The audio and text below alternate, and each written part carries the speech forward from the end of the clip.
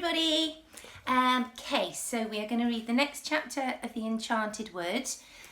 Sorry if this is a little bit fuzzy. I managed to run my phone over yesterday, so I'm currently using my old one and it's not quite as good. So this one is called The House of the Three Bears, and Bessie and Moonface and Fanny are on their way to find Goldilocks and the Three Bears to see if those bears can help to rescue Joe from the land of ice and snow where he's been kept prisoner by the naughty snowman. So, Bessie took a cushion and put it at the top of the slide and pushed off. Down she went. Whiz! She shot to the bottom, flew out of the trapdoor and landed on the cushion of moss. She'd hardly got up before Fanny flew out of the trapdoor too. You know, that slippery slip is the greatest fun, said Bessie. I'd like to do that all day long. Yes, if only we didn't have to climb all the way up the tree first, said Fanny. The trapdoor flew open again and out shot Moonface on a yellow cushion. He put the three cushions together, whistled to the red squirrel who looked after them and threw them to him. Then he turned to the waiting girls. There's a train at midnight, he said. We'll have to hurry. The wood was still bright with moonlight. The three of them hurried between the trees. Suddenly, Bessie heard the chuffing of a train, and she and Fanny stopped in surprise. They saw a small train winding in and out of the trees, looking for all the world like a clockwork train made big. The engine still had the key in its side. There was a small station near. Moonface caught hold of the girl's hand and ran to it. The train was standing quite still there. The carriages had tin doors and windows which didn't open, just like those of a clockwork train. Bessie tried her hardest to open a door, but it was no use. The train whistled. It was anxious to be off. And here's a picture of the little clockwork train made big, trying to climb inside. Don't you know how to get into this train? Asked Moonface with a laugh. You are sillies. You just slide the roof off. As he spoke, he pushed at the roof, and it slid off like the roof of a clockwork train's carriage. I believe this is a clockwork train made big, said Fanny, climbing over the side of the carriage and getting in at the roof. I never saw such a funny train in my life. They all got in. Moonface couldn't seem to slide the roof on again properly, so he stood up inside the carriage, and when the train went off, Bessie and Fanny, who couldn't possibly see out of the tin windows, stood up and looked out of the roof instead. They did look funny. At the next station, which was called Teddy Bear Station, three teddy bears got into their carriage and stared at them very hard. One was so like Bessie's own teddy at home that she couldn't help staring back. The second station was called Crosspatch Station, and standing on the platform were three of the crossest looking old women that the girls had ever seen. One of them got into their carriage, and the three teddy bears got out at once and climbed into the next one. Move up, said the Crosspatch angrily to Moonface, so he moved up. The Crosspatch was an uncomfortable person to travel with. She grumbled all the time, and her basket, which was full of prickly rose sprays, kept bumping into poor Fanny. Here we are, said Moonface.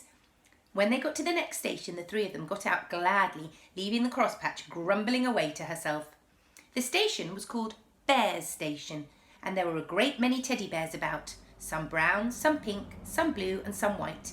When they wanted to talk to one another, they kept pressing themselves in the middle where the growl was, and then they could talk quite well. Fanny wanted to giggle when she saw them do this. It did look so funny. Please could you tell me the way to the Three Bears' house? Moonface asked a blue teddy bear politely. The bear pressed himself in the middle and answered in a nice growly voice.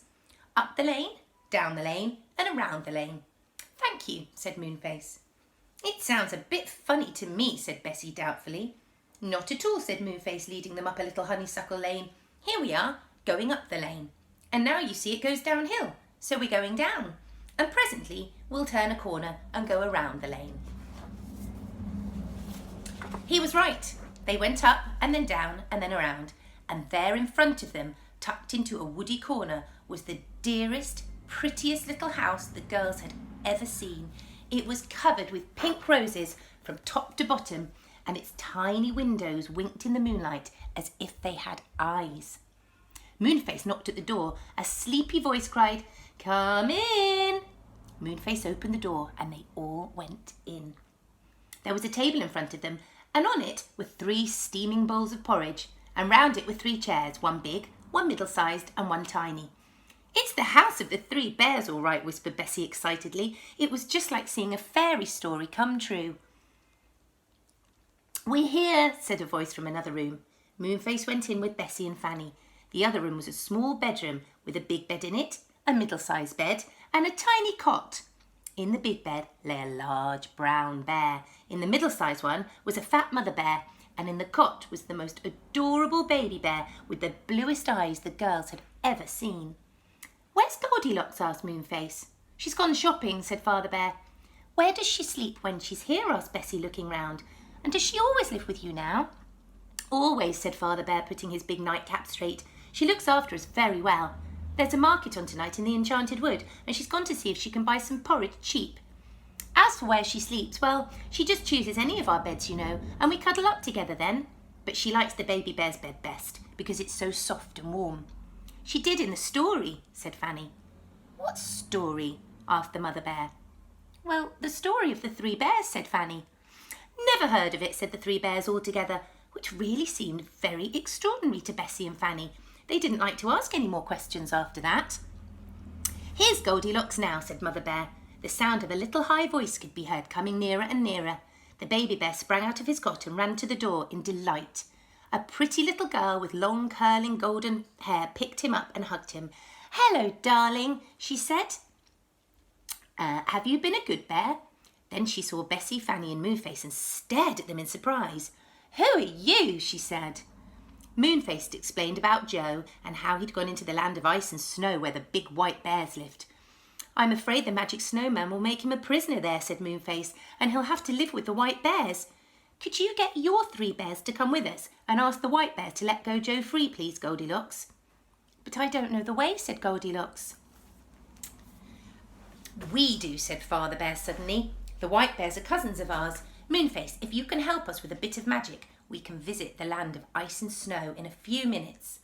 "Good gracious," said Bessie, most astonished. "But it's ever so far away, right at the top of the magic faraway tree." "That doesn't matter," said Father Bear. He took down a large jar from the mantelpiece and filled it with water. He put into it a yellow powder and stirred it with a magpie's black and white feather. Moonface put his hands into the water and began to sing a strange string of such strange words that Bessie and Fanny felt quite trembly. The water bubbled. It rose to the top of the jar. It overflowed and ran onto the floor. It turned to ice beneath their feet. A cold wind filled the little house and everyone shivered. Then Bessie looked out of the window, and what she saw there filled her with such amazement that she couldn't say a word. She just pointed. Fanny looked too, and whatever do you think? Outside lay nothing but ice and snow. They were in the same land as Joe, though how this had happened, neither Bessie or Fanny could make out. "We're there," said Moonface, taking his hands out of the jar and drying them on his red handkerchief. "Can you lend us any coats, bears? We shall be cold here." The mother bear handed them thick coats out of a cupboard. They put them on. The bears really had thick fur, and they did not need anything extra. "Now we go and find Joe," said Moonface. "Come on, bears, you've got to help us." And we shall see what happens when they find him. See you later.